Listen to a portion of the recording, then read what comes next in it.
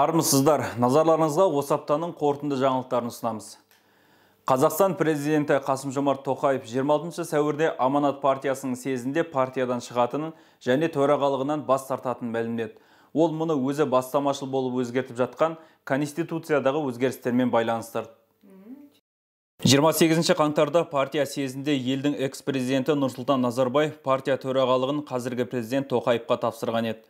Өздеріңізге мәлім, мен былтыр саяси кеңестің кеңейтілген отырысында Нұр Отан партиясының төрағасы лауазымын президент Қасым-Жомарт Кемелұлы Тоқаевқа тапсыруды ұсындым. Бүгінгі съезде бұл бастамамды қолдайсыздар деген сенімдемін. Сол съезде Тоқаев ел президенті партия мүшелігінде және төрағалығында болмау керек екенін айтып, түбі төрағалықты өткізіп беретін жеткізген. Президент 26 сәуірдегі партия съезінде партия төрағалығын мәжіліс спикері Ерлан Қошановқа тапсыратынын айтты.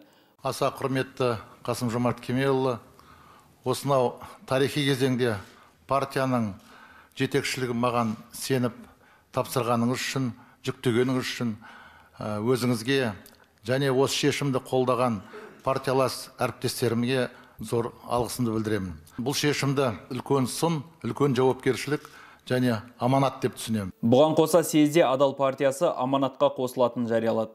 Мәжілістегі басым орынға ие Аманат партиясына кейінгі жылдары қоғамда сын күшейген. Қаңтар оқиғасынан соң партияның саяси кеңес құрамы, саяси бюро мүшелері ауысып, атауы Нұр Отаннан Аманатқа ауысқан еді. Сарапшылар қаңтар оқиғасынан соң Назарбаевтың билікке ықпалы әлсіреді, ал Тоқаевтың билігі күшейді дейді. Қаңтар қырғынында ескертусіз оқ атуға бұйрық берген Тоқаев қанды оқиғадан соң елде саяси және әлеуметтік реформа жасауға уәде еткен еді. Ал сарапшылар қаңтар оқиғасынан 4 ай өтсе де елде айтарлықтай саяси және әлеуметтік реформа болған жоқ деп санайды. Парламентте Қазақстан Халқы Ассамблеясының тиісті орындары сақталады. Мемлекет басшысы Қазақстан Халқы Ассамблеясы атынан ұсынылатын мәжіліс депутатын сайлауға қатысты. Президент дауыс бергеннен кейін депутаттыққа үміткерлердің сенімді өкілдерімен әңгімелесті. Мемлекет басшысы алдағы конституцияға өзгеріс енгізілгендіктен мұндай форматтағы сайлау соңғы рет өтіп жатқанын атап өтті. Еске сала кетсек, бұған дейін мемлекет басшысы Қазақстан халқына арналған жолдауында конституцияға өзгертулер енгізуді ұсынған болатын. Осы ретте Қазақстан Халықаралық Ассамблеясы квотасы мәжілістен сенатқа ауыстырылып, депутаттар саны 9-дан 5-ке дейін қысқарады. 27 сәуір кешке Нұр-Сұлтандағы Әзірет Сұлтан мешітіне қала тұрғындары қасиетті Рамазан айындағы қадір түні өткізу үшін жиналды. Қазақстан мұсылмандары діни басқармасының төрағасы бас мүфти Наурызбай Қажы Тағанұлы бұл түнде Нұр-Сұлтан қаласындағы Республикалық Әзірет Сұлтан мешітінің жамағатымен бірге өткізіп, жиылған жұртшылықты қасиетті қадір түнімен құттықтады. Құптан намазы алдында жамағатқа қасиетті қадір түні жайында уағыз айтып, бүгінгі түннің артықшылығын баяндады. Қасиетті түнін мешіттен қарсы алуға келген адамдар өз сезімдерімен бөлісті. Енді қобалжып тұрмын, ішімнен бір түрлі енді мен өзім қорқып тұрмын, уайымдап тұрмын. Адам өзі келет қандай ниетің өзі бәрі сол. Өзің түзеп білесің ғой, түзу ниетің бәрі. Осында келем дегеннен бастап, уже ниетің бәрі, ішкі дүниең бәрі. Осы алғаш рет мен мешітке келіп, қадір түнін қарсы алып жатырмын. Мен обычно үйде қарсы алатынмын қадір түнін. Осылай арнайы мешітке келіп, Рамазан айында қадір түнін қарсы алу менде бір-бірінде бірінші рет болып тұр да. И сондықтан менде бір жүрегімде ерекше сезім болып тұр, себебі не передать словами деп айтады ғой. Қадір түнінің маңыздылығы туралы қасиетті Құран Кәрім кітабында Қадір сүресінде айтылған. 5 аяттан тұратын сүреде Құранның қадір түнінде түсірілгендігі, оның 1000 айдан қайырлы екендігі, бұл түнде Жәбірейіл періште Алла әмірімен жер бетіне түсіп, адамдарға қызмет ететіндігі және таңға дейін тыныштық болатыны айтылады. Жасалған ғибадаттың 1000 айға, яғни 83 жылға тең екені туралы ақпараттар бар. Мұсылмандар қадір түнін ізгі амалмен өткізуге тырысады. 2019 жылы 27 желтоқсанда Алматы әуежайы маңында апатқа ұшыраған Бек Эйр әуе компаниясының Фоккер 100 ұшағына қатысты тергеу аяқталды.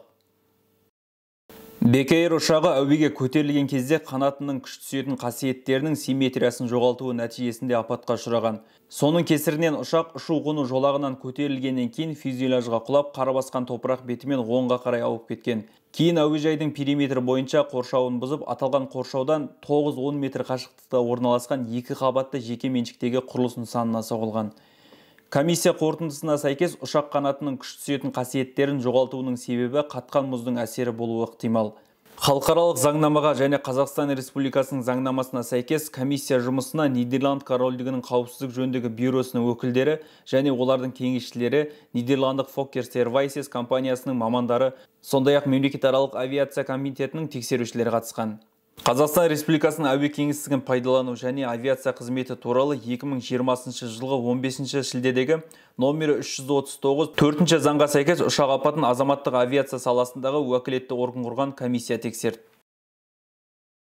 Ресейлік журналист Тигран Кесаян 24 сәуірде бағдарламалардың бірінде қазақстандықтар Украинадағы жағдайға мұқият қарап сабақ алуы тиіс. Ал Ресейдегі жауапты тұлғалар екі ел арасындағы өзара қарым-қатынасты қайта қарауы тиіс деп қоқан-лоққы жасады. Кесаянның бұл сөзі қоғам арасында қызу талқылау туғызды. Казахи, братья, это что за неблагодарность?